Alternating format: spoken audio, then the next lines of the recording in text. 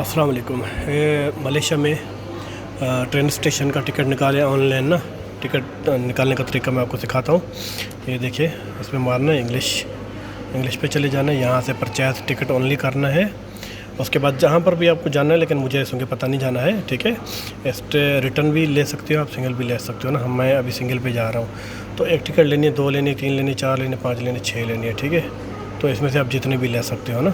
ये देखो, जो दूसरे लोग वो हैं, ये मलेशियन हैं, जो मलेशियन लोग लेते हैं। सीनियर सिटीज़न हैं, अलग अलग है इनके, फिर प्राइस भी अलग अलग है ना, कम दाम है। जैसे कि अभी मैं लेने वाला हूँ 2 टिकट ना, ऐसे यहाँ करना है, ठीक है।